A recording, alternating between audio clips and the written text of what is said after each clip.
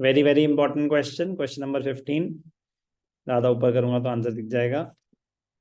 In an economy an increase in investment leads to increase in national income, which is 3 times more than the increase in investment.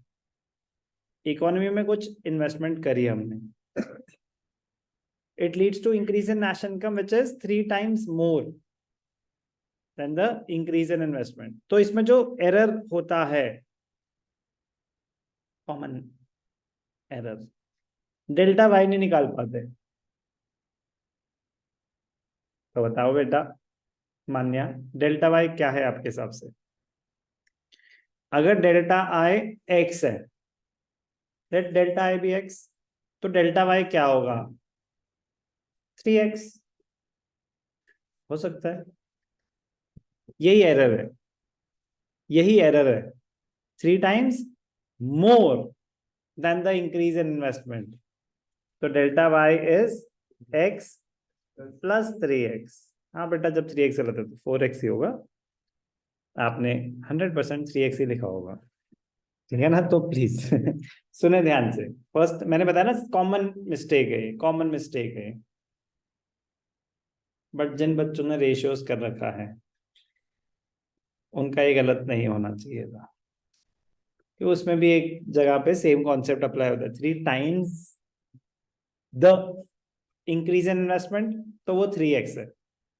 3 times more than the increase in investment, तो same question 3 times the investment भी आ सकता है। Increase in income is 3 times the investment, तो in that case it will be 3x। यहाँ पे 3 times more than the investment, तो जितनी इन्वेस्टमेंट है प्लस 3x, तो 4x। तो k is equal to delta y upon delta i, which is equal to 4/1। तो 4 आ गया। तो अगर k 4 है, k is equal to 1 upon MPS, MPS is equal to 1 upon k, which is equal to 0.25। हमेशा easy रहता है, पहले MPS निकालो, MPC 0.75 हो जाएगा।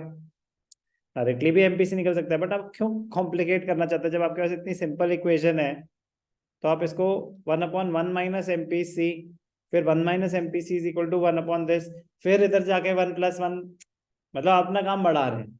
हमेशा MPS निकाल लो, फिर MPC निकाल लो। तो MPC is equal to 1 minus MPS, 1 minus 0.25।